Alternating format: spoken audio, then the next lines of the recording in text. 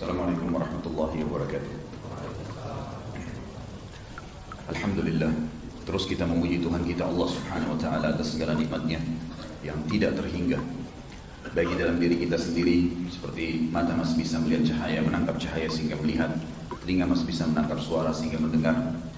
Seluruh darah kita masih mengalir di urat-urat sarafnya, daging dan otot masih melekat di tulang-tulangnya, dan tulang masih dikuatkan dengan sumsum-sumsumnya. Dan juga seluruh energi yang tidak ada batasnya dalam tubuh kita sehingga kita bisa beraktivitas. Ini sebuah nikmat yang tidak terhingga. Dan juga di luar tubuh kita luar biasa, air walaupun kemarau masih bisa mandi, cuci baju, masak makanan. Dan juga dari sisi lain oksigen yang tidak pernah habis. Dan terlalu banyak nikmat Allah yang tidak bisa terhitung. Sayur-sayuran tidak pernah kosong di pasar kita, selalu ada saja kalau mau makan. Kemudian hewan-hewan yang ditunggangi, hewan-hewan yang dimakan dagingnya, luar biasa. Allah mengatakan wa in ta'uddu ni'matallahi la tuhsuha. Kalau kalian ingin menghitung-hitung nikmat Allah, maka kalian tidak akan mampu menghitungnya. Allah Azza wa Jalla sebagai pencipta, saudaraku sekalian, hanya meminta kita menikmatinya dan mensyukurinya saja. Maka seringlah mengucapkan alhamdulillah.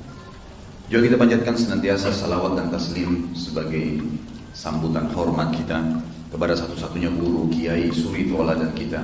Siapapun yang mengikutinya pasti hidupnya akan bahagia, dadanya akan lapang, jelas mana panduan hidupnya, mana halal dan haram, dan juga pada saat meninggal pasti masuk ke dalam surga. Dan siapapun yang mengingkarinya pasti dadanya akan sesak, tidak tahu mana solusi dari hidupnya atau masalah dalam hidupnya, tidak tahu mana halal haram, dan pada saat meninggal pasti masuk ke dalam neraka. Allah dan malaikatnya telah memberikan sambutan hormat yang dikenal dengan salawat dan taslim, maka wajar sebagai pengikut yang setia dan orang yang mau selamat selalu mengucapkan sallallahu alaihi wasallam. Tentu di awal pertemuan saya mengatakan selamat datang saudaraku seiman di acara kita, bahasan yang tidak boleh luput dari setiap muslim. Dan tentu kalau saya katakan muslim berarti muslim masuk di dalamnya. Kisah heroik para sahabat, pahlawan kita yang luar biasa, yang paling pantas untuk dipelajari sejarah hidup mereka, dikenal biografi mereka, ditangkap hobi-hobi mereka dan dijadikan sebagai hobi kita. Orang-orang yang sudah sukses secara dunia, sukses secara akhirat, memiliki banyak sekali kelebihan-kelebihan yang sudah semestinya dijadikan sebagai idola. Para sahabat ini orang-orang yang luar biasa, orang-orang yang menemui Nabi SAW, manusia yang paling sempurna, Rasul penutur. Sebagaimana sabda Nabi SAW, Ana sayyidu wala Adam wala fakhr. Dalam hadis sahih, saya memimpin anak Adam dan tidak ada kesombongan pada hal itu. Sahabat-sahabat ini definisinya adalah orang-orang yang melihat Nabi SAW dengan mata kepala mereka, lalu beriman pada Nabi SAW dan meninggal dalam keadaan keyakinan tersebut. Kalau kita sempat bertemu dengan presiden sekali saja, atau siapa kira-kira ditokohkan di masyarakat, saya yakin kita akan mengenang seumur hidup kita. Saya pernah bertemu dengan Presiden Indonesia di istana diundang. Walaupun hanya salaman mungkin, kita akan mengenang seumur hidup kita. Bagaimana dengan orang yang bertemu dengan manusia yang terbaik, Muhammad SAW? Mereka adalah orang-orang pilihan. Dan memang Allah mengetahui hati-hati mereka. Saya malah berpikir kalau kita ini hidup di zaman Nabi SAW, tidak tahu apakah bisa menjadi sahabat atau tidak. Orang-orang yang luar biasa. Di zaman tidak ada media, tidak ada fasilitas seperti sekarang, Al-Quran masih dalam proses turun.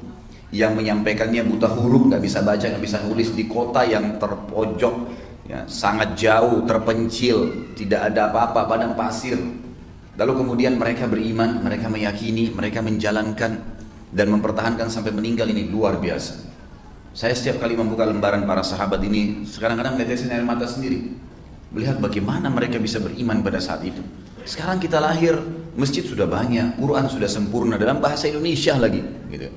Sudah lengkap, buku-buku hadis Nabi banyak, hadis-hadis semua sudah diterjemahkan dari Sahih Bukhari, Sahih Muslim, banyak, penuh. Tinggal beli aja bukunya.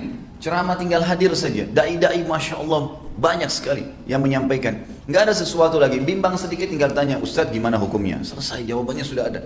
Zaman itu luar biasa, masih dalam proses. Tapi mereka bisa beriman, saudaraku. Dan para sahabat ini adalah orang-orang yang memiliki ciri khas. Mereka berpegang pada kebenaran dan sekali tahu itu kebenaran sudah tidak ada keraguan di dalamnya. Karena memang tidak mungkin bercampur baur antara kebenaran dengan kebatilan. Pasti benar atau salah, malam atau siang, gitu kan. Muda atau tua, memang berada di antara itu saja. Tidak mungkin bercampur satu sama yang lain. Itu harus difahami benar-benar. Jadi tidak mungkin kebenaran itu diikuti dengan sedikit kebatilan, nggak bisa. Itu sudah cukup menodai kebenaran itu. Jadi mereka berpegang pada benar yang benar sekalian. Sebagaimana pernah saya titip beratkan teman-teman sekalian, camkan baik-baik itu. Di muka bumi ini cuma ada dua jalan, tidak ada jalan yang ketiga dan tidak bisa dicampur baurkan. Jalannya Allah Azza wa Jalla, pencipta langit dan bumi ini, dan kita sudah ikrarkan la ilaha illallah, la ma'budu bihaqqin illallah, tidak ada yang layak, tidak ada yang pantas ya, yang berhak disembah, yang dipatuhi kecuali Allah Subhanahu wa taala. Itu jalannya Allah disampaikan dan juru bicaranya adalah para nabi-nabi. Dan kita sekarang menjadi umat nabi yang terakhir, nabi yang paling sempurna, diutus untuk seluruh ya, manusia dan jin, tidak terkecuali. Dan juru-juru bicara yang melanjutkan dari Nabi Muhammad SAW adalah para ulama dan dai-dai. Ini jalan yang benar, hadza siratul mustaqim, ini jalan yang lurus. Pertahankan, pegang itu sampai mati, apapun tantangannya, nikmatin apa yang dihalalkan, tinggalkan apa yang diharam, meninggal masuk surga, dan surga yang dijanjikan abadi.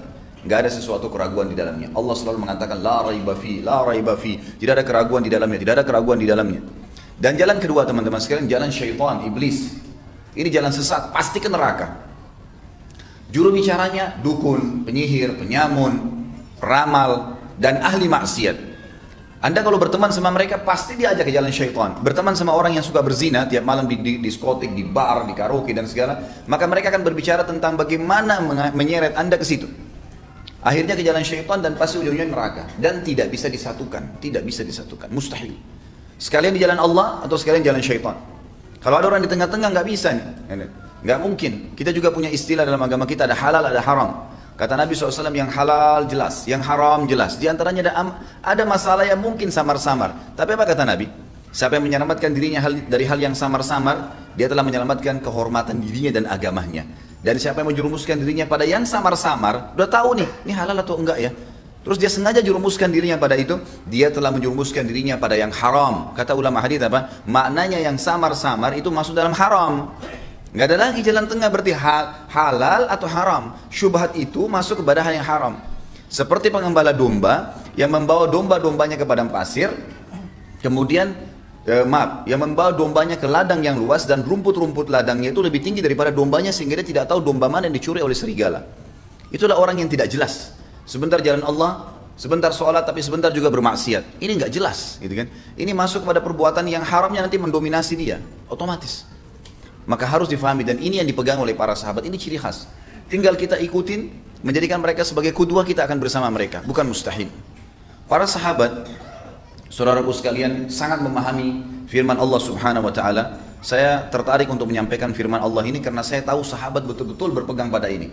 Dan saya coba secara pribadi, coba semaksimal mungkin saya akan jalankan bersama mereka dan saya harap tentu Anda semua sama gitu. Dalam surah Shaf, Allah Subhanahu wa taala menceritakan dan menggambarkan surah nomor 61 ayat 6 sampai akhir surah, tepatnya ayat 14. A'udzu billahi minasyaitonir rajim. Wa idz qala Isa ibn Maryam ya bani Israil inni rasulullahi ilaikum musaddiqan lima baina yadayya minat taurati wa mubasysyiran. Musaddiqan lima baina yadayya minat taurati wa mubasysyiran bi rasulin ya'ti min ba'di ismuhu Ahmad. Falamma ja'ahum bil bayyinati qalu hadza sihrun mubin. Dan ingatlah ketika Isa putra Maryam menyampaikan kepada Bani Israel, hai Bani Israel, sungguhnya aku benar-benar utusan Allah kepada kalian, membenarkan kitab sebelumku yaitu Taurat, dan memberikan berita gembira, kabar gembira tentang datangnya seorang Rasul yang akan datang sesudahku meninggal nanti, yang bernama Ahmad atau Muhammad ya. Maka tak kala Rasul itu datang, mereka dengan membawa bukti-bukti yang nyata, mereka masih berkata ini adalah sihir yang nyata. Lalu Allah mengatakan ayat 7-nya, "Wa man adzlamu mimman iftara 'ala Allahi al-kadhiba wa huwa yud'a ila al-Islam, wallahu la yahdil qaumadh dhalimin." Dan siapakah yang lebih zalim, bodoh ya. Kalau zalim itu bahasa kita langsung saja bodoh dia, gitu kan? Tidak mengerti. Daripada orang yang mengada-ngadakan dusta terhadap Allah sedang dia diajak kepada Islam. Masih nolak Islam itu kenapa? Alasannya apa? Menolak mengerjakan apa yang diperintahkan Allah itu alasannya apa? Dan memilih jalan syaitan itu alasannya apa? Nggak ada alasan. Orang yang patuh pada Allah hidupnya bahagia. Orang yang beriman makan, minum, tidur, bernafas, Semua aktivitas bisa dilakukan, bahkan mereka punya panduan hidup dan mendapatkan balasan-balasan terhadap perbuatan mereka dan meninggal masuk surga. Orang yang berbuat durhaka, jelas sempit hidupnya karena Allah ancamkan dengan hukuman-hukuman dan pada saat meninggal tidak taubat juga memang akan masuk ke neraka. Neraka juga sudah dirincikan semuanya. Wallahu la yahdil qaumal zalimin. Allah tidak akan memberikan petunjuk orang-orang yang zalim. Kata ulama adalah orang-orang yang bodoh, tahu kebenaran tapi tidak mau diikutin. Lalu para sahabat faham benar ayat setelahnya juga, ayat 8, yuriduna liyutfi'u nurallahi biafwahihim wallahu mutimmu nurihi walau karihal kafirun. Mereka ingin memadamkan cahaya Allah dengan mulut dan tipu daya mereka, tapi Allah justru menyempurnakan cahayanya walaupun orang-orang kafir membencinya. Udah, ini kebenaran. Mau seluruh dunia benci, ini benar Islam, ini Allah benar ada, Rasulullah SAW benar diutus. Walaupun orang kafir semuanya benci, saya nggak peduli. Jadi para sahabat berpegang pada itu, dan ini semestinya setiap orang beriman berpegang padanya. Ayat 9-nya, huwallazi arsala rasulahu bil huda wa dinil haqqi liyudhhirahu 'ala ad-dini kullihi walau karihal musyrikun. Dialah yang telah mengutus rasulnya, Allah Subhanahu wa taala telah mengutus rasulnya dengan membawa petunjuk dan agama yang benar agar dia Allah memenangkan di atas segala agama-agama meskipun orang-orang musyrik membencinya. Tidak mungkin ada yang bisa mengalahkan agama Islam, mustahil. Allah menjanjikan, dan itu kebenaran. Antum mempertahankan ini, Anda pertahankan agama Islam, Anda akan menang, pasti, nggak mungkin tidak. Sudah ada secara histori kita tahu kok para sahabat menang, gitu kan? Nanti diantaranya kita akan singgung dalam beberapa pertemuan kita, dalam beberapa poin nanti bagaimana Islam memang menyebar karena memang keyakinan ini para sahabat yakin dengan kebenarannya. Kemudian ayat 10-nya, ya ayyuhalladzina amanu hal adullukum ala tijaratin tunjikum min adzabin alim. Hai orang-orang yang beriman. Jadi yang paling pertama diajak ngomong oleh Allah ini sebenarnya adalah para sahabat. Karena ayat turun pada mereka. Dan akhirnya kita-kita ini yang mengikuti para sahabat akan mendapatkan hal yang sama. Maukah aku tunjukkan, hai orang yang beriman, maukah aku tunjukkan kepada kalian perniagaan yang dapat menyelamatkan kalian dari azab yang pedih? Tu'minuna billahi wa rasulihi wa tujahiduna fi sabilillahi bi amwalikum wa anfusikum dzalikum khairul lakum in kuntum ta'lamun. Kalian beriman kepada Allah, yakin Allah ada, patuhi semua perintahnya, wajib atau sunnah, yang halal nikmatin, yang dilarang olehnya, haram atau makruh ditinggalkan. Maka pastilah kalian beriman kepada Allah dan Rasulnya, ikuti semua ajaran Nabi SAW, serta berjihad di jalan Allah dengan harta dan jiwa kalian. Itulah yang lebih baik bagi kalian jika kalian mengetahuinya. Semua akan habis tuh. Ya, urusan-urusan dunia ini akan kita lupakan semua kalau kita sudah berpegang pada 3 hal. Beriman pada Allah, beriman pada Rasulnya, dan berjihad di jalan Allah. Manfaatnya kata Allah di ayat 12-nya, yaghfir lakum dhunubakum wa yudkhilkum jannatin tajri min tahtiha al-anharu wa masakin tayyibatan fi jannati 'adn. Dzalikal fawzul 'adzim. Niscaya Allah akan mengampuni dosa-dosa kalian kalau ada kesalahan dan memasukkan kalian ke dalam jannah, surga setelah kalian meninggal yang mengalir di bawahnya sungai-sungai, dan memasukkan kalian ke tempat-tempat yang baik yang memuaskan kalian di dalam surga Aden. Yang satu nama surga adalah Aden. Itulah keberuntungan yang besar. Ayat 13, ini 14 ayat saja dalam surah Shaf. Wa ukhra tuhibbunaha nasrun minallahi wa fathun qarib wa basyiril mu'minin. Dan ada lagi karunia yang lain yang kalian akan sukai, yaitu pertolongan Allah. Pada saat kalian menolong agama Allah, pasti Allah akan berikan kepada kalian kemenangan yang dekat. Dan sampaikanlah berita gembira kepada orang-orang yang beriman. Ayat 14-nya, ya ayyuhalladzina amanu, hai orang-orang yang beriman, kunu ansarallahi kama qala Isa bin Maryam lil hawariyin man ansari ila Allah. Seperti pada saat Isa berkata kepada Hawariyun, sahabat-sahabatnya Nabi Isa dikatakan Hawariyun. Siapakah yang menjadi penolong-penolong agama Allah? Qala al-hawariyuna nahnu ansarullah. Para Hawariyun berkata, kami adalah penolong-penolong agama Allah. Fa'amanat ta'ifatun min bani Israel wa kafarat ta'ifah. Lalu sebagian mereka ada yang beriman dari Bani Israel dan sebagian mereka kufur. Fa'ayyadna alladhina amanu ala aduhim fa'asbahu zahirin. Lalu kami akhirnya membuktikan bahwasanya orang-orang yang beriman di antara mereka kami berikan kemenangan, maka dan mereka akhirnya menang di depan atau di hadapan orang-orang kafir itu. Para sahabat sangat memahami ayat-ayat seperti ini, saudaraku sekalian. Inilah yang membuat asas mereka sangat yakin ini kebenaran dan ini dari Allah Subhanahu wa taala. Ayat yang lain surah Al-Mursalat, surah nomor 77 ayat 50, Allah mengatakan, a'udzubillahi minasyaitonirrajim fa bi ayyi haditsin ba'dahu yu'minun. Setelah informasi yang seperti ini, ayat-ayat Al-Quran 30 juz turun, semuanya lengkap dari kisah orang sebelum kalian, penciptaan Adam, nabi-nabi, kaum yang disiksa, kaum yang selamat, kemudian hukum-hukum tentang halal haram memandu hidup kalian. Lalu pada saat kalian meninggal nanti akan masuk surga, surga dirincikan, neraka dirincikan. Setelah ini, apalagi yang kalian mau imani? Ada sesuatu yang kalian bisa dapatkan lebih baik daripada ini? Dapat informasi lengkap tentang kehidupan awal manusia sampai akhir manusia, panduan hidup mana boleh mana tidak boleh, balasan-balasan yang akan didapatkan karena kepatuhan dan ancaman bagi yang melanggar. Kemudian masuk ke dalam surga dirincikan juga neraka. Maka ini apalagi yang ingin diimani setelah itu? Kejahilan apalagi yang ada gitu. Allah juga mengatakan di dalam surah Al-Jathiyah, surah nomor 46, ya, ayat 6. Surah nomor 45, ayat 6. A'udzu billahi minasyaitonir rajim. Tilka ayatullahi natluha 'alaika bil haqq, fa bi ayyi haditsin ba'dallahi wa ayati yu'minun. Inilah ayat-ayat Allah yang dibacakan kepada kalian dengan benar dan turun kepada Muhammad dengan benar. Maka setelah informasi dari Allah ini dan ayat-ayatnya, apalagi yang mereka mau pegangin? Kalau ini saja mereka tidak mau ikutin, apalagi? Enggak ada lagi. Kemudian dalam surah An-Nisa urutan 4 ayat 87, ini semua ayat-ayat yang dipegang oleh para sahabat nih, sehingga mereka kokoh dalam prinsip mereka mempertahankan agama ini sebagai kebenaran sampai mereka meninggal. An-Nisa urutan 4 ayat 87, Allah berfirman, a'udzubillahi minasyaitonirrajim, Allahu la ilaha illahu. Allah yang tidak ada Tuhan yang berhak disembah. Enggak perlu cari Tuhan lain yang menciptakan langit, bumi, udara, air, batu, tumbuh-tumbuhan yang kelihatan dan tidak kelihatan oleh mata kalian. Allah yang tidak ada Tuhan sesembahan yang berhak kecuali Dia. La yajma'annakum ila yaumil qiyamati la raiba fi. Dia pasti akan mengumpulkan kalian pada hari kiamat nanti, tidak ada keraguan di dalamnya. Wa man asdaqu minallahi haditha. Siapakah yang lebih pantas dipercaya pembicaraannya dari Allah? Surah An-Nisa juga dalil yang terakhir adalah surah nomor 4 ayat 122. Tentu masih banyak ayat-ayat lain, tapi ini saya coba cuplik beberapa ayat yang terlintas di benak saya. Saya coba telusurin apa sih asasnya sahabat ini sampai bisa luar biasa pada saat itu ya. Berkorban hartanya, jiwanya, luar biasa sampai meninggal mempertahankan semua itu. Mereka menyebarkan agama Islam kemana-mana. Sebenarnya nanti kita akan lihat ada peperangan yang dihadiri oleh Sa'id bin Zaid radhiyallahu anhu. Itu luar biasa gitu. Mendorong mereka menyebarkan kebenaran ini, tidak ada keraguan karena tahu benar janji-janji Allah ini. Dalam surah Nisa 122 Allah berfirman, a'udzubillahi minasyaitonirrajim, walladzina amanu. Orang-orang yang beriman mengikuti Islam ini, meyakini Allah Tuhannya, Rasulullah Muhammad SAW utusannya, mengikuti perintah dan meninggalkan larangannya, wa aminus salihat, dan melakukan perbuatan-perbuatan yang saleh, yang baik. Sanudkhiluhum jannat, kami pasti akan memasukkan mereka ke dalam surga, tajri min tahtihal anhar, yang mengalir di bawahnya sungai, khalidina fiha, mereka akan kekal di sana.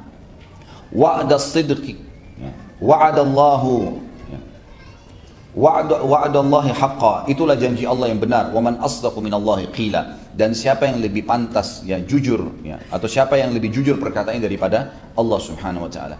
Inilah teman-teman sekalian ayat-ayat yang dipegang oleh para sahabat, sehingga memang pada saat kita mempelajari tentang kisah-kisah mereka, kita akan temukan aplikasi ayat-ayat ini, pembenaran tentang Allah, pembenaran tentang Rasulullah SAW, menjalankan perintahnya, menolong agama ini, menyebarkannya, dan yakin selain Islam pasti batal, tidak diterima, dan sesat, harus didakwahi, diperangi, didakwahi sampai mereka beriman. Memang harusnya begitu, tidak ada keraguan di dalamnya. Itulah yang membuat mereka akhirnya mengekspansi Islam, mereka mempertahankan Islam, mewariskan turun-temurun kepada turunan mereka. Itu sebab asasnya.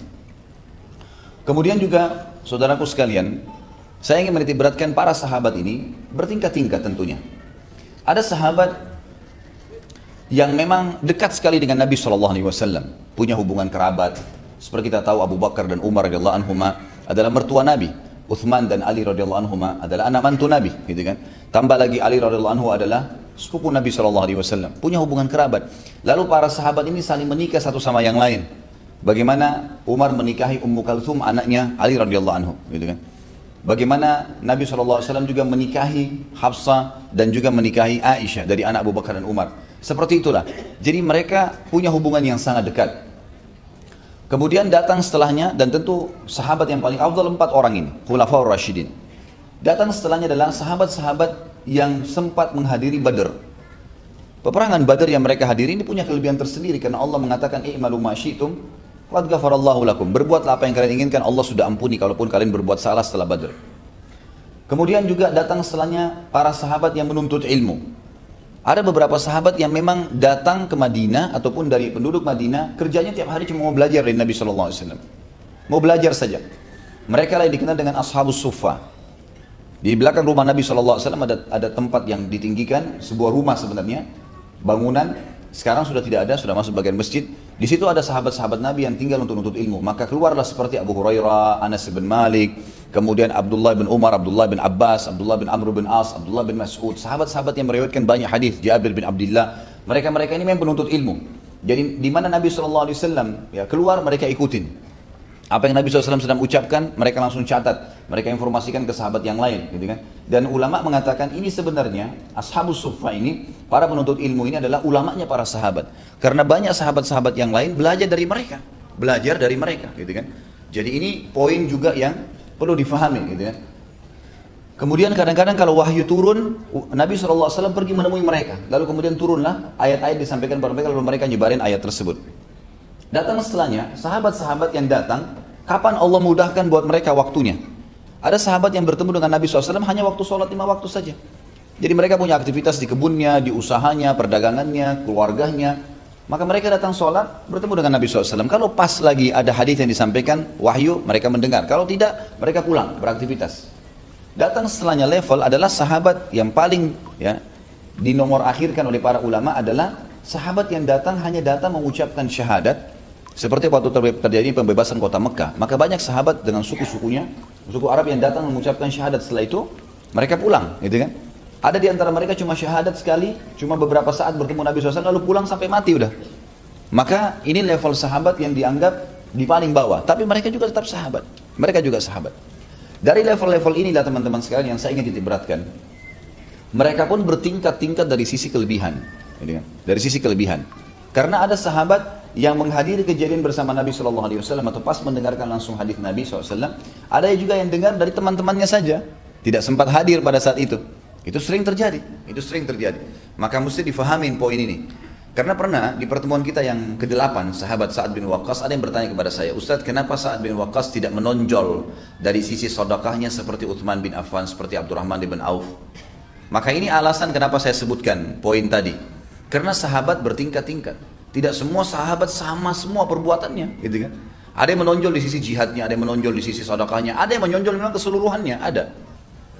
Makanya pada saat saya sampaikan kepada teman-teman, jazakumullah ya teman-teman sahabat sunnah yang sudah menyusun pertemuan kita ini, saya sudah bahasakan setiap kali kita mau tampilkan judul yang akan kita tablik akbarkan bulan depan, saya selalu coba cari tema yang menonjol, yang terkenal dari sahabat itu.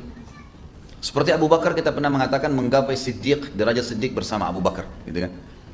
Menjadi Faruq bersama Umar misalnya, membeli surga dengan harta bersama Uthman bin Affan, meraih cinta Allah dan Rasulnya bersama Ali bin Abi Thalib. Jadi kita cari apa yang paling menonjol dari sahabat itu dan kita jadikan sebagai simbol. Kelebihan yang Allah berikan kepada kita teman-teman sekalian, kita bisa, orang yang sudah sekarang ini, ya kita ini bisa mengambil dari semua kelebihan sahabat itu sebenarnya. Asal kita mau saja. Bagaimana kita mengambil kelebihan-kelebihan tersebut dengan cara mempelajari apa yang mereka wariskan itu. Tentu ada sahabat tadi saya bilang menonjol di poin tertentu, tidak menonjol di poin-poin yang lain. Sa'id bin Zaid, tokoh kita pada hari ini, tokoh orang yang sangat luar biasa. Tidak banyak dikenang namanya oleh kaum muslimin. Karena dia berbeda dengan 9 orang sahabat yang lain yang dijamin masuk surga. Kalau dari Abu Bakar, Umar, Uthman, Ali, Talha, Zubair, Abdurrahman bin Auf, dan nanti kita pelajari juga ya, Ibnu Jarrah ya. Maka mereka semua ini adalah orang-orang yang menonjol. Sering ada kisah-kisahnya. Sa'id bin Zaid, kita temukan kisahnya tidak terlalu banyak. Maka yang paling menonjol disoroti oleh para ulama tentang kisahnya justru kisah ayahnya.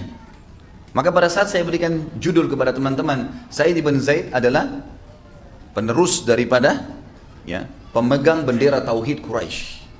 Dan memang di situ sebenarnya poin daripada yang menyorot daripada Sa'id bin Zaid. Dan nanti kita akan kuatkan dengan beberapa manaqib ya, kelebihan-kelebihan yang belum miliki. Baik, saya akan mulai teman-teman sekalian materi kita ini seperti biasa dengan pelajaran apa sih yang bisa kita ambil sebelum masuk ke pribadi sahabat yang mulia Sa'id bin Zaid radhiyallahu anhu. Yang pertama adalah teman-teman sekalian fahami poin kesolehan yang antum lakukan, yang kita lakukan, ketaatan kepada Allah, mengerjakan perintah, meninggalkan larangan, itu bukan cuma bermanfaat buat kita, tetapi dia bisa bermanfaat bagi lingkungan kita dan bisa bermanfaat terwariskan ya, kepada anak cucu kita. Ini poin yang diambil pelajaran besar dari Sa'id bin Zaid radhiyallahu anhu. Jadi saya akan berikan contoh-contoh dulu supaya jelas. Ulama fikih sepakat mengatakan, dalam masalah pernikahan, keturunan ayah dari calon laki-laki, mempelai laki-laki dan calon mempelai perempuan, keturunan ayah itu akan mewariskan fisik. Akan mewariskan fisik. Jadi warna kulit, paras wajah, poster tubuh, itu dari keluarga ayahnya calon mempelai laki-laki dan calon mempelai perempuan, atau dari istri dan suami.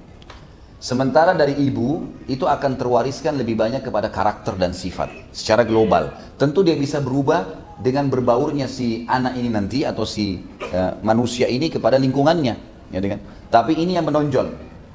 Contohnya adalah hadis Nabi SAW di mana seorang sahabat yang pernah berkulit putih, kemudian istrinya kulit putih, lalu berhubunganlah mereka, suami istri, 9 bulan kemudian melahirkan istrinya, anaknya hitam. Lalu suaminya spontan memvonis kalau dia zina. Ini nggak mungkin ya anak saya putih kamu putih, gimana ini keluar hitam, gitu kan? Maka sahabat itu istrinya mengatakan, demi Allah tidak pernah ada yang sentuh saya kecuali kamu. Maka dia bilang tidak mungkin, saya akan lapor kepada Nabi SAW. Dilapor kepada Nabi SAW. Begitu tiba di Nabi SAW, Nabi tanya dia, apa kamu pelihara unta nggak? Dia bilang iya ada. Baik, unta kamu yang jantan sama betina itu warna apa? Dia bilang coklat kemerah-merahan. Lalu anaknya ada nggak? Ada. Berapa ekor? Sekitar 5-6 ekor. Apakah semua sama dengan warna orang tuanya? Kata orang tersebut tidak. Ada unta saya malah anaknya yang warnanya coklat tua dan kehitam-hitaman. Kata Nabi SAW, kenapa kira-kira sebabnya? Kenapa nggak sama semua dengan warna orang tuanya? Kata orang tersebut, mungkin ditarik dari jalur keturunannya, kakek-kakeknya. Kata Nabi SAW, anak kamu ini seperti itu. Dalam riwayat lain dikatakan, bahwasanya apa kau punya kakek yang berkulit hitam? Dia bilang iya. Kata Nabi SAW, ini keturunannya itu, gitu kan. Jadi tidak ada yang perlu dikhawatirkan, gitu kan. Tidak selamanya orang selingkuh. Bukankah kita biasa temukan ada suami istri, anaknya lahir beda sekali paras wajah dengan mereka, warna kulitnya berbeda, rambutnya berbeda, karena memang ditarik dari jalur keturunan di atas, gitu kan. Sama dengan karakter. Kisah yang masyhur tentang Umar radhiyallahu anhu yang sudah kita tahu tentunya, dengan cucu penjual susu, gitu kan. Dia masyhur, Umar bin Khattab setiap malam selalu keliling Madinah dan mencari apakah ada masyarakat yang butuh atau tidak. Satu malam beliau lewat di sebelah rumah nenek penjual susu yang sedang bicara sama cucunya sambil berkata, wahai cucuku, susu banyak orderannya sekarang, lebih baik kita tambah air, campur air saja. Kata cucunya, jangan.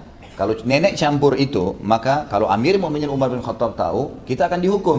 Karena sudah ada peraturan, tidak boleh, gitu kan. Cucunya ini ingin meredam neneknya, lalu neneknya mengatakan ini tengah malam, nggak ada yang tahu. Umar pun tidak tahu, padahal Umar ada di samping tembok rumah mereka. Lalu perempuan tersebut, si cucu ini tiba-tiba menangis terisak-isak kayak orang yang sedang kesakitan, sampai neneknya kaget, ada apa dengan kamu? Dia bilang, wahai nenekku, kalau seandainya Umar tidak tahu, bagaimana dengan Tuhannya Umar? Mendengar statement dari perempuan ini, apa yang Umar lakukan radhiyallahu anhu? Umar pulang ke rumahnya, bangunkan anak-anaknya semua laki-laki, lalu ditawarkan menikah malam itu juga, gitu kan? Ini kalau udah malam-malam dibangunkan suruh nikah kan luar biasa. Yang laki-laki paling kuat ketawanya ya. Dibangunin suruh nikah. Semuanya diam. Kata Umar, adakah yang mau menikah dengan cucu penjual susu? Gak ada yang nyaut. 2 kali gak ada yang nyaut. 3 kali gak ada yang nyaut. Kata Umar, kalau gak ada yang mau nikahi, saya akan nikahi. Maka Asim angkat tangan berkata, anak Umar bin Khattab, ya, tapi ini tidak masuk dalam kalangan sahabat dia karena dia lahir setelah Nabi SAW meninggal. Maka Asim berkata, ayahku, saya akan menikahi dia demi untuk bakti dengan anda. Maka menikahlah. Lalu keduanya memiliki anak Abdul Aziz. Lalu Abdul Aziz punya anak Umar bin Abdul Aziz, khalifah yang masyhur. Hampir mayoritas ulama yang menceritakan tentang sejarah kesolehan Umar bin Abdul Aziz yang 2 tahun memimpin sampai tidak ada lagi orang yang menerima zakat, orang sudah sangat luar biasa lah, makmur, gitu kan. Itu karena kesolehannya cucu penjual susu tadi. Jadi dari neneknya tuh turun tuh kesolehan, gitu kan. Makanya jangan heran kalau orang-orang jalur keturunannya memang jalurnya memang dasarnya baik-baik, soleh, terutama di jalur ibunya, itu bukan mustahil memang terwariskan. Ada orang memang subhanallah secara fitrahnya begitu, secara alami memang dia baik gitu, mudah dipandu, tidak suka buat masalah dengan orang. Ada orang alami begitu, subhanallah terwariskan. Jadi kesolehan itu selain bermanfaat buat kita, kita akan dapat balasan dari Allah, dan juga secara alami orang yang soleh, orang yang baik itu disukai oleh masyarakat. Tidak ada orang itu yang rajin ke masjid, senyum dengan orang, bantu orang susah lalu dibenci, nggak ada itu. Pasti dia baik, gitu kan? Dia baik, dia santun. Kecuali kalau dia campur baur. Misal memang dia soleh ke masjid, tapi mukanya selalu cemberut, tidak pernah bantu orang sakit, tidak pernah bantu orang susah, tidak pernah jenguk orang sakit, nggak pernah terlibat membantu masyarakat, atau gotong royong lah, atau ngantar jenazah. Maka ini wajar, gitu. Karena dia mengerjakan sebagian sunnah, meninggalkan sunnah yang lain. Tapi kalau dia baik saja, pasti orang suka. Dan kalau meninggal orang kenang kebaikannya. Maka kesolehan itu sangat baik, gitu kan. Beda dengan keburukan. Keburukan semua orang tidak suka. Orang ada lewat iseng dipukul, orang iseng pukul. Atau orang sengaja mengambil barang orang lain. Secara alami, biar juga bukan muslim, orang anggap itu perbuatan buruk. Dibenci di masyarakat, juga berbahaya, kena ancaman-ancaman dari Allah Subhanahu wa taala. Jadi kesolehan bermanfaat buat dia, bermanfaat juga buat lingkungannya, gitu kan, dan bisa terwariskan. Contoh yang lain hadis Nabi SAW yang berbunyi, berbaktilah kalian dengan kedua orang tua kalian. Allah akan karuniakan kalian anak yang berbakti dengan kalian. Lihat efeknya, kesolehan yang kita lakukan, berbakti dengan kedua orang tua, Allah karuniakan anak yang berbakti dengan kita. Kata ulama hadis ini punya dua makna, janji Allah besar ada dua di sini. Yang pertama adalah Allah menjanjikan dia pasti punya keturunan. Karena kata Nabi SAW, siapa yang berbakti pada kedua orang tuanya, Allah akan karuniakan dia anak. Ini poin dulu. Lalu kemudian lanjutannya poin yang kedua adalah yang berbakti padanya. Jadi ada janji Allah dua di sini. Kita berbakti dengan orang tua sebagai bentuk kesalehan kepatuhan kepada Allah, maka Allah jadikan ada sesuatu yang kita dapatkan, gitu kan? Kemudian jagalah kesucian, kehormatan, kemaluan kalian. Jangan selingkuh, jangan berzina. Maka Allah akan jaga juga kesucian, kehormatan, kemaluan pasangan kalian. Jadi ada rentetan itu, gitu kan? Ada hubungannya satu sama yang lain. Maka perlu difahamin nih, gitu kan? Kemudian juga Nabi Zakaria alaihissalam menyebutkan dalam surah Maryam, surah nomor 19 ayat 6, diantaranya pada saat beliau umur sudah 100 tahun, tetap minta anak, tidak punya keturunan. Maka bahasa Zakaria gunakan dalam Al-Quran adalah, A'udzubillahi minasyaitonirrajim, yarithuni wa yarithu min ali Yaqub waj'alhu rabbi radiyya. Ya Allah, kalau kau berikan aku anak itu, manfaatnya sebenarnya yarithuni, warasa yarithu artinya mewarisi saya. Kata ulama tafsir, mewarisi ilmu yang telah engkau berikan ya Allah. Kesolehan ini supaya ada yang warisi, ada yang teruskan, ngajarin manusia, gitu kan? Itu maksudnya. Jadi Nabi Zakaria memberikan gambaran kepada kita keturunan ini akan bisa terwariskan kesolehan kepada mereka karena adanya kesolehan orang tuanya. Ini juga maknanya. Kemudian juga banyak kisah-kisah yang berhubungan dengan masalah itu, di mana Umar bin Khattab juga diantaranya pernah keluar pada saat Hafsah bercerai dengan suaminya. Kemudian Umar radhiyallahu anhu menawarkan Hafsah kepada Abu Bakar, kepada Uthman dulu. Uthman waktu itu sudah punya anak, sudah punya istri, gitu kan.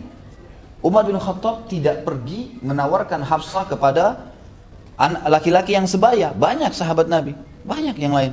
Tapi Umar jeli, dia ingin mencari buat pasangan suaminya, pasangan untuk suami anaknya, siapa nanti akan meletakkan bibit kesolehan di rahim anaknya nih. Ini gak main-main ini. Kata ulama sampai sperma itu berpengaruh. Itulah sebabnya kenapa para sahabat hati-hati memilih. Dan ini sesuai dengan sabda Nabi SAW, takhayyaru lidutafikum. Pilih tempat kalian meletakkan benih kalian. Setetes sperma yang salah dimasukkan ke rahim wanita yang fasikah, yang buruk, maka sudah cukup untuk membuat perempuan itu menjadi ibu anak tersebut selamanya. Seburuk apapun dia. Setetes sperma yang salah diletakkan di rahim seorang wanita yang saleh dari laki-laki yang fasik, sudah cukup membuat laki-laki fasik itu menjadi ayahnya selamanya, nisbat. Maka hati-hati sekali. Umar keluar mendatangi Uthman, ngetuk rumahnya, dan ini ulama mengatakan tidak aib kalau seseorang menawarkan anak perempuannya, anak laki-lakinya untuk menikah dengan orang-orang yang saleh. Diketuk rumahnya Uthman, wahai Uthman, sudah berikan salam lalu kemudian mengatakan, Hafsah layak jadi istri, nikahi dia. Lalu Uthman mengatakan, saya butuh waktu, berpikir. Berhari kemudian lalu dia berikan jawaban, dia mengatakan, maaf Umar, saya tidak punya hajat sekarang. Lalu kemudian Umar berpikir dengan sangat serius nih, kata para ulama, bagaimana dia dapatkan pasangan yang saleh buat anaknya? Dia datangi Abu Bakar, wahai Abu Bakar, Hafsah layak jadi istri, nikahilah. Lalu Abu Bakar terdiam, tidak memberikan jawaban kepada Umar sama sekali sampai 3 hari. Hari keempat datang lamaran Nabi SAW untuk Hafsah. Jadi Umar bin Khattab selama 3 malam berdoa terus salat tahajud untuk memberikan jodoh yang saleh buat anaknya. Lalu datang lamaran Nabi SAW. Pada saat menikah Nabi SAW dengan Hafsah, Abu Bakar mendekati Umar sambil berkata, wahai Umar, apakah kau tahu kenapa saya tidak berikan jawaban untukmu tentang Hafsah? Saya terdiam 3 hari. Padahal saya mau menikahi Hafsah, kata Abu Bakar, gitu kan? Karena saya mendengar Nabi SAW menyebut-nyebut nama Hafsah, maka saya tahu beliau menginginkannya. Maka sebagai adab, saya tidak mau melangkahi Nabi SAW. Gitu. Tapi kita ambil pelajaran bagaimana mereka sangat faham kesolehan bisa terwariskan. Ini penting sekali. Penting sekali untuk dipahami. Makanya jangan salah memilih pasangan. Kita ambil pelajaran dari Sa'id bin Zaid radhiyallahu anhu ini, dari ayahnya. Ayahnya ini seseorang yang bernama Zaid bin Amr bin Nufail. Zaid bin Amr bin Nufail.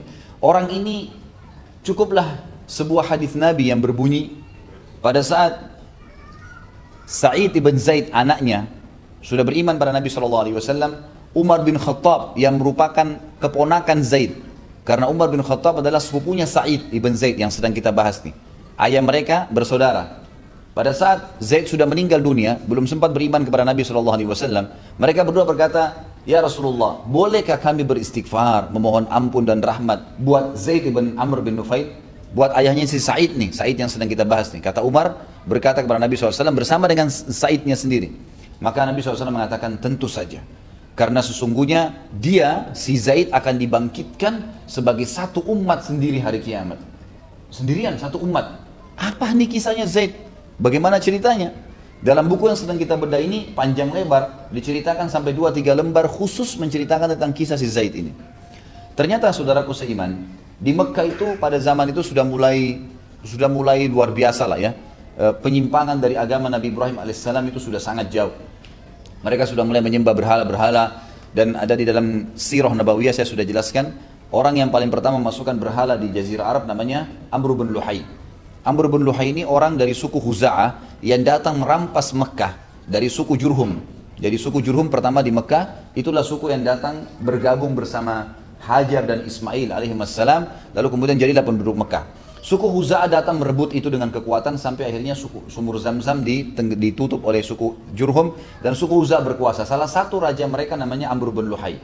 Kata Nabi SAW, Allah memperlihatkan saya Amr bin Luhai di neraka, isi perutnya sedang keluar karena sedang disiksa oleh Allah SWT. Dia yang paling pertama mengubah ajaran Ibrahim alaihissalam. Dia memasukkan berhala-berhala gitu kan.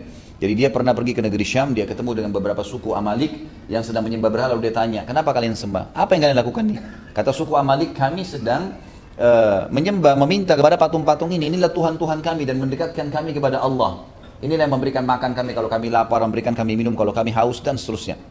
Maka kata Amr bin Luhai, baiklah berikan kepada saya sesuatu. Dari itu saya beli, dibawa pulang ke Mekah, lalu dia suruh masyarakat menyembahnya sampai akhirnya seluruh Mekah menyembah berhala, dan sampai akhirnya orang-orang yang datang haji pun membeli berhala-berhala dari Mekah. Karena Amr bin Luhai mengatakan berhala yang paling baik adalah berhala dari Mekah, maka masyarakat Mekah menjadikannya sebagai bisnis, akhirnya menyebarlah seluruh Jazirah Arab penyembahan berhala, gitu kan? Seperti itu kejadiannya. Turun-temurun terus sampai di zaman Zaid bin Amr bin Nufail nih, ayahnya Sa'id bin Zaid. Pada saat orang lagi nyembah berhala, kan gitu, sampai mereka pada saat itu tawaf, mereka setiap kali tawaf mereka selalu pakai, ya, mereka selalu memakai, kenapa?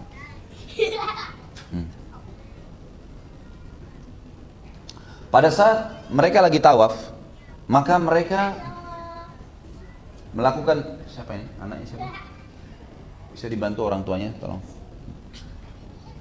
Waktu Zaid bin Amr bin Nufail ini lagi sandar punggungnya di Ka'bah, dalam sebuah riwayat yang sahih, maka Asma binti Abi Bakar radhiyallahu anhuma menceritakan, pada saat itu saya melihat Zaid bin Amr bin Nufail ini orang yang sangat tua dan menyandarkan punggungnya di Ka'bah. Dan pada saat itu orang-orang di Mekah, di Ka'bah lagi menyembah berhala. Berhala mereka dihias-hiasi dengan emas. Mereka pun pada saat tahu mereka menggunakan baju-baju emas. Hewan-hewan mereka pun dilapisi dengan pakaian-pakaian emas. Lalu kemudian setelah mereka tawaf dengan bersiul, mereka dengan tepuk tangan, mereka tidak lagi bertalbiyah.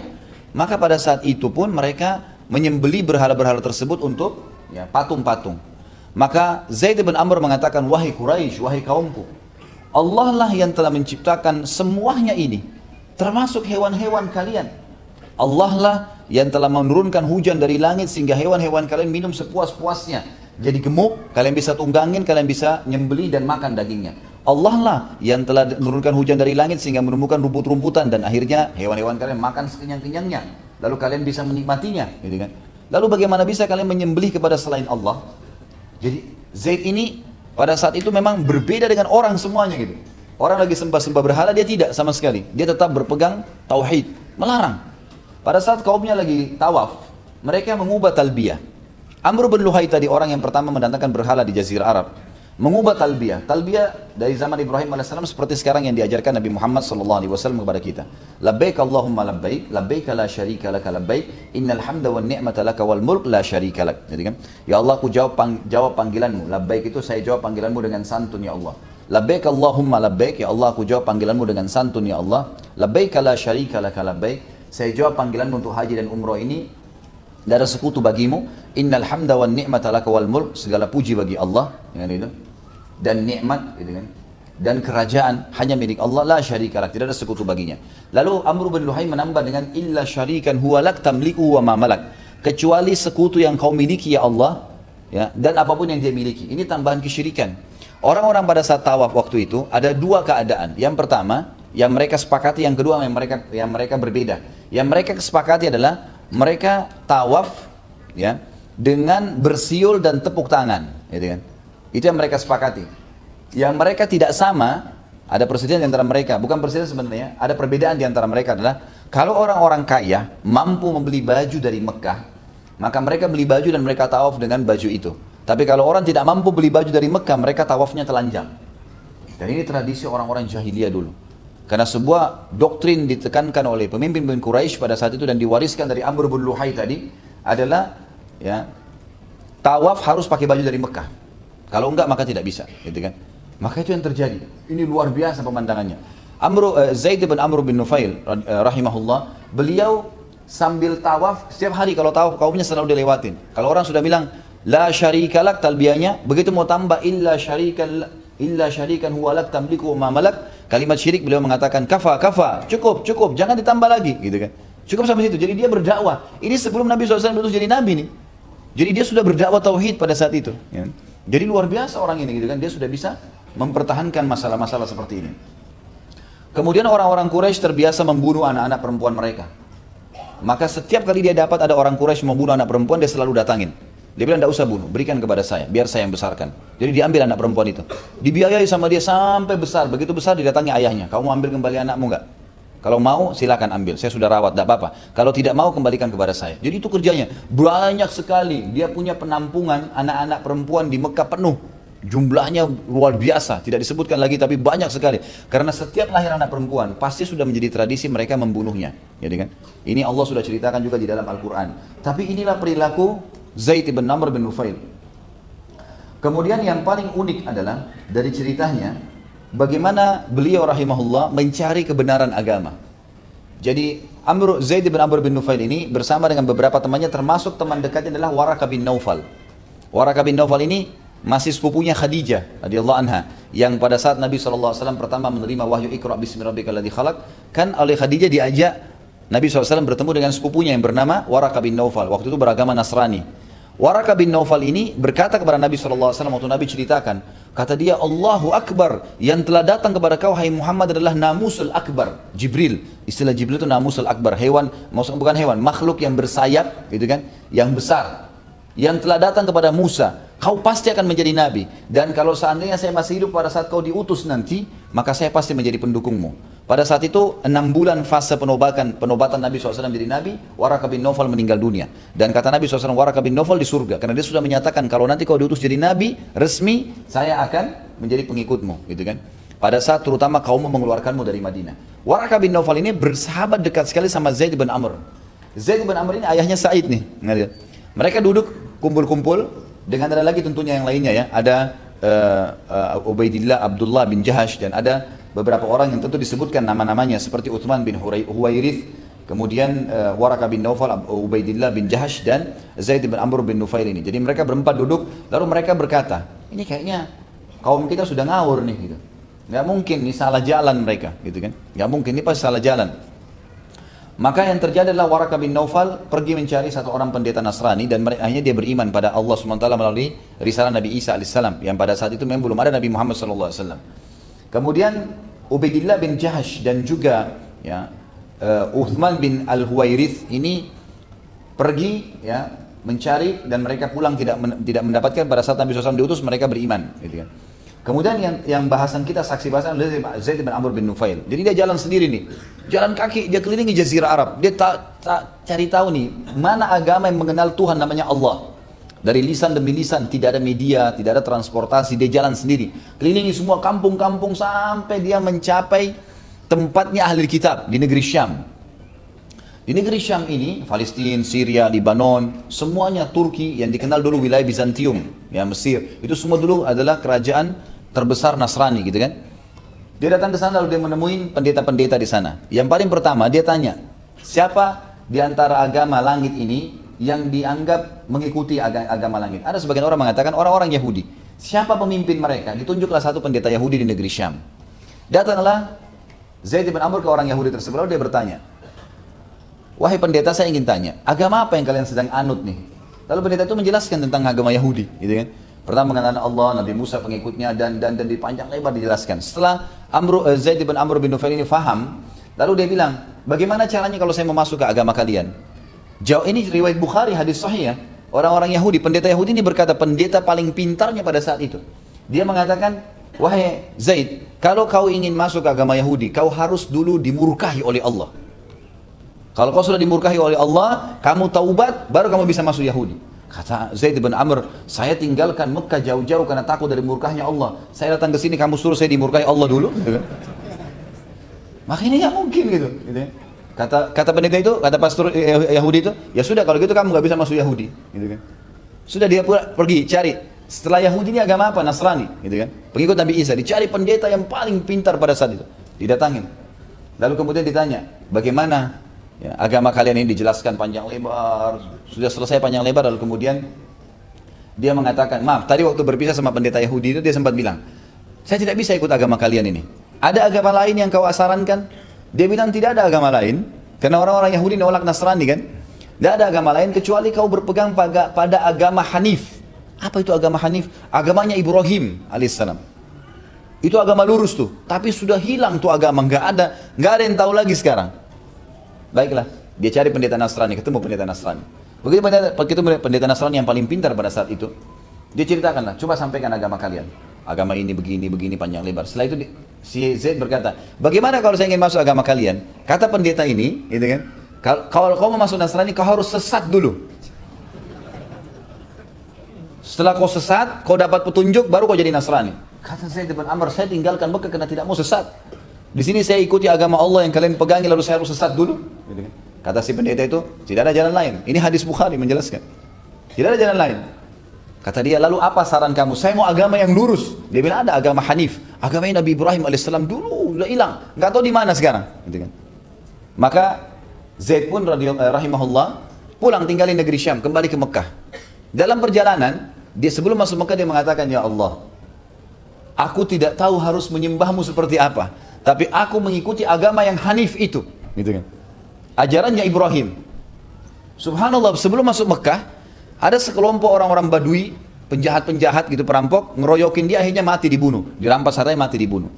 Dan sebelum dia meninggal, dia mengatakan, ya Allah, kalau seandainya aku tidak bisa mendapatkan agama yang sedang kau inginkan aku dapatkan ini kebenaran, menyembahmu ya Allah, maka jangan haramkan Sa'id anakku. Doanya dia begitu. Maka ulama mengatakan Sa'id kena berkah doa ayahnya nih. Mati terbunuh. Dan memang subhanallah pada hari dia terbunuh, Nabi SAW diutus di Mekah. Nabi SAW diutus di Mekah. Jadi sebenarnya kalau dia masuk subhanallah dia bisa dapat. Tapi begitu takdirnya Allah subhanahu wa ta'ala. Ini kisah perjalanan tauhidnya. Dalam riwayat lain dikatakan dia datang kepada pendeta Yahudi, pendeta Nasrani. Lalu mereka mengatakan ini agama kami. Kalau kau mau cari agama Hanif, gitu kan? Agama Ibrahim. Lalu kata si Zaid, saya tidak tahu di mana saya harus cari. Si pendeta Nasrani sempat mengatakan, kamu dari mana? Dia bilang, saya dari Mekah. Dia bilang, kembalilah di sana, karena akan keluar Nabi terakhir, bernama Ahmad, yang akan melanjutkan agama Ibrahim itu. Kembalilah ke sana. Maka di tengah jalan, tadi kisahnya hampir sama di sini, dikeroyokin, dirampok oleh orang-orang Badui, dan sampai akhirnya terbunuh. Maka dia mengatakan, ya Allah, aku mengikuti agama itu, dan kalau engkau utus Nabi itu, aku ingin beriman padanya. Kalau aku tidak sempat ya Allah, jangan haramkan Sa'id anakku untuk beriman. Maka ini kisah daripada ayah Sa'id bin Zaid. Dan ini panjang lebar disebutkan oleh para ulama di dalam hampir semua buku yang saya buka berhubungan dengan masalah kisah Sa'id bin Zaid radhiyallahu anhu ini, tidak pernah satupun buku tidak menyebutkan tentang kisah ayahnya. Karena memang yang menonjol dari beliau adalah warisan kesolehan dari ayahnya ini. Gitu kan? Sa'id bin Zaid radhiyallahu anhu hidup di rumah ayahnya. Ayahnya tadi Zaid bin Amr bin Nufail, satu-satunya orang Quraisy yang bertauhid pada saat itu, gitu kan? Dan Nabi SAW sudah menjamin baginya bahwasanya dia akan dibangkitkan pada hari kiamat, ya, sebagai satu umat. Dan itu disebutkan dalam riwayat Imam Ahmad dalam musnadnya, dan juga dikatakan sanadnya sahih. Pada saat Ibnu Ishaq rahimahullah berkata, aku diberitahukan bahwasanya anaknya Zaid bernama Sa'id bin Zaid bin Amr bin Nufail dan Umar bin Khattab sepupunya, Berkata kepada Rasulullah SAW, apakah kami boleh beristighfar, memohon ampun untuk Zaid ibn Amr? Kata Nabi SAW, na'am, iya. Fa'innahu yub'athu ummatan wahidah. Karena dia akan dibangkitkan hari kiamat satu umat sendiri. Kemudian yang kedua, teman-teman sekalian, pelajaran yang kita bisa ambil dari kisah ini adalah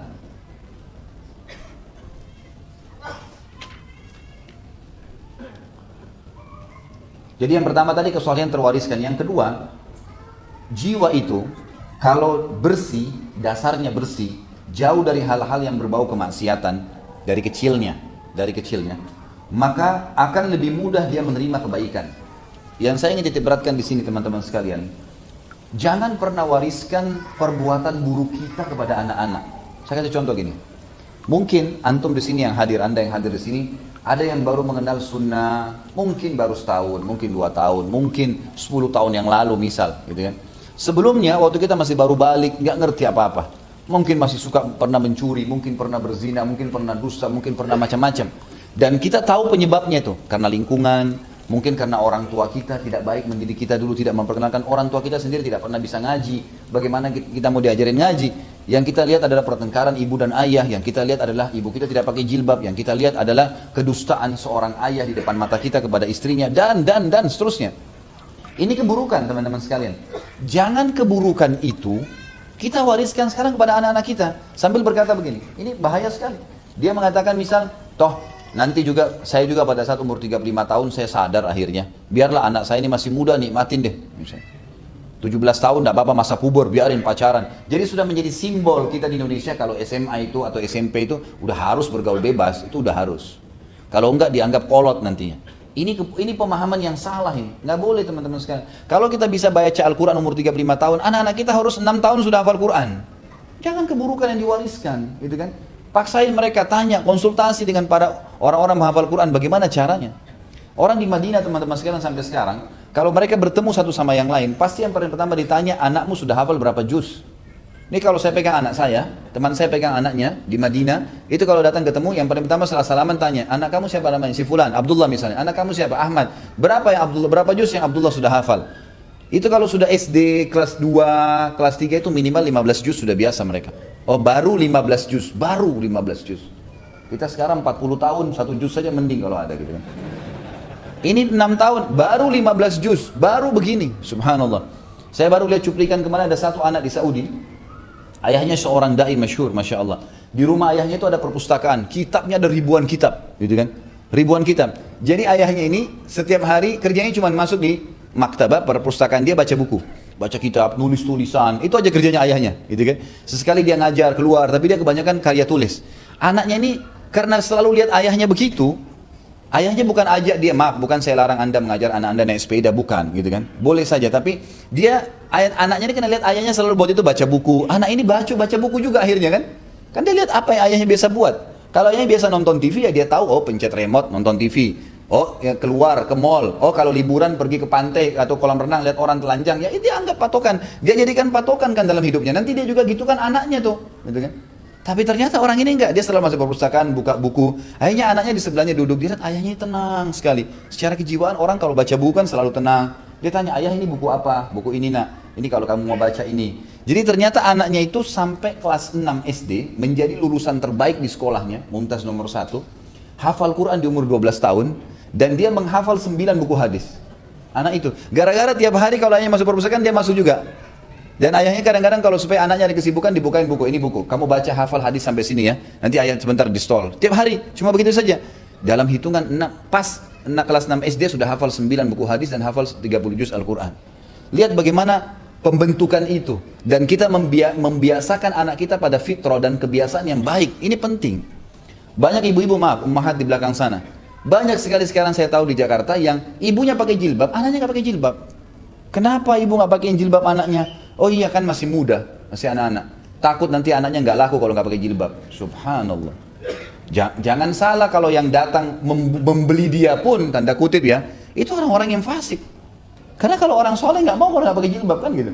Wajarlah datang orang yang seperti dia gitu kan. Maka jangan saudariku, jangan saudaraku. Kalau kita dulu misal, naudzubillah, ada orang hamil di luar nikah.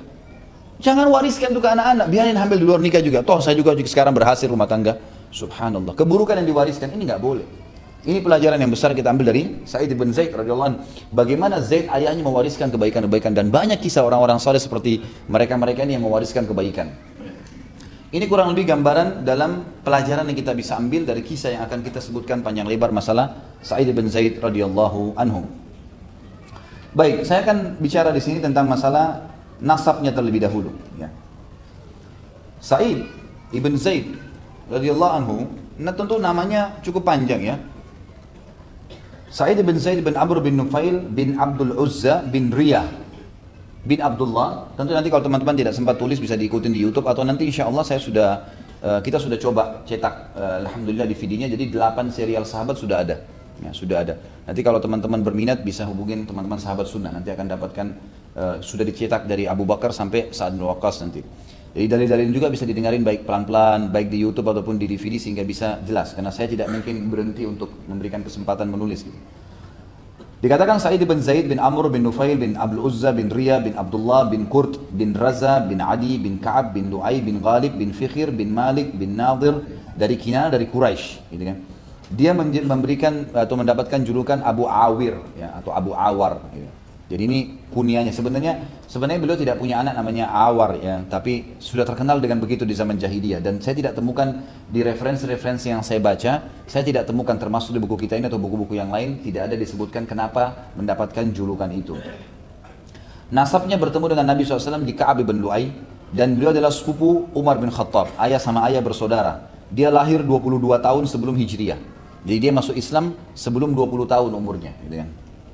Istrinya adalah Fatimah binti Khattab, adik kandungnya Umar bin Khattab. Adik kandungnya Umar bin Khattab ini istrinya Sa'id bin Zaid. Jadi dia menikah dengan sepupunya sendiri. Sementara dari poster tubuh, beliau adalah orang yang seperti Umar bin Khattab. Kebetulan suku Adi ini, sukunya Umar bin Khattab terkenal orangnya kekar-kekar, tinggi besar. Dan Sa'id juga terkenal dengan poster tubuh itu. Dan memang ulama menukil mengatakan dia lebih dekat dengan Umar. Umar radhiyallahu anhu orangnya tinggi besar, kulitnya putih, wajahnya tampan. Memang Sa'id pun seperti itu, ya, seperti itu keadaan secara fisik. Baik, itu sisi nasabnya. Dan sekarang kita masuk ke masalah manaqibnya. Apa sih kelebihan Sa'id bin Zaid yang kita bisa ambil? Seperti biasa semua sahabat kita sebutkan manaqibnya. Yang pertama tentu dia adalah 10 sahabat dijamin masuk surga. Dan ini sudah jelas hadis yang sudah kita sebutkan dari Abu Bakar. Nabi SAW mengatakan Abu Bakar di surga, Umar di surga, Uthman di surga, Ali di surga, Talha di surga, Zubair di surga, Abdurrahman bin Auf di surga, gitu kan. Kemudian disebutkan juga Sa'ad bin Waqqas di surga, kemudian Sa'id bin Zaid dan Abu Ubaidah bin Jarrah di surga, gitu kan. Jadi Sa'id bin Zaid masuk dari 10 sahabat yang masuk surga. Padahal sebenarnya banyak sahabat-sahabat yang lain, tapi 10 orang ini langsung Nabi SAW kotakkan. Jadi 10 orang ini bersama, gitu kan. Itu fadilah yang pertama. Fadilah yang kedua, manaqib beliau yang kedua adalah 10 sahabat awal yang masuk Islam. Jadi setelah Abu Bakar, Umar, kemudian sahabat-sahabat Nabi Uthman, kemudian Abdurrahman bin Auf, masuk diantaranya Sa'id bin Zaid yang pertama-tama masuk Islam. Kemudian pada saat dia pertama masuk Islam, karena ayahnya sering menceritakan kepada dia tentang agama Tauhid. Waktu dia mendengarkan Nabi SAW diutus menjadi Nabi, maka Sa'id pun sudah tahu dari ayahnya nih bagaimana harus bertauhid. Dia hadir di majelis Nabi SAW sekali, langsung dia syahadat. Dan seperti tradisi sahabat-sahabat yang lain seperti Abu Bakar, Umar dan lainnya, mereka begitu masuk Islam, maka mereka langsung spontan mengucapkan. Maaf, tentu Umar di sini belum masuk Islam ya. Jadi yang 10 masuk surga itu 10 awal masuk Islam itu adalah Abu Bakar, kemudian Ali bin Abi Thalib, kemudian Zaid bin Harithah, sahabat-sahabat Nabi yang sudah masyhur yang masuk Islam di awal. Masuk antaranya Sa'id bin Zaid, karena nanti jasa yang paling besar dari Sa'id adalah masuk Islamnya Umar disebabkan karena dia, gitu kan. Itu jasa yang paling besar nanti dari Sa'id bin Zaid. Kemudian dia pun pulang ke rumahnya, lalu dia berkata kepada istrinya Fatimah, "Wahai Fatimah, telah diutus seorang nabi yang mulia di kota kita ini, dan saya sudah sering disampaikan oleh ayah saya Zaid bahwasanya kita harus bertauhid. Semua kaum kita ini sesat, mereka menyembah berhala, mereka menyimpang dari jalur agama Allah, ajaran Nabi Ibrahim. Dan saya mendapatkan firman Allah yang turun dari lisannya." Lalu kemudian dia membacakan kepada istrinya Fatimah, "A'udzubillahi minasyaitonirrajim. Iqra' bismi rabbikal ladzi khalaq, khalaqal insana min 'alaq. Iqra' wa rabbukal akram, alladzi 'allama bil qalam, 'allamal insana ma lam ya'lam." Gitu kan? Jadi Iqra' bismi rabbikal ladzi khalaq, bacalah perkataan Tuhanmu yang telah menciptakan. Dan seterusnya sampai akhir ayat tadi. Kemudian Fatimah waktu dengar, Fatimah juga ini wanita yang baik, langsung spontan mengatakan, "Mulia benar kata-kata itu." Lalu apa panduanmu wahai Sa'id? Sa'id mengatakan, ikutilah wahai istriku. Lalu dia bilang, apa yang saya harus katakan? Lalu kata Sa'id, ucapkanlah asyhadu an la ilaha illallah wahdahu la syarika la wa asyhadu anna Muhammadan abduhu wa rasul. Maka Fatimah pun tanpa ragu langsung mengucapkan syahadat.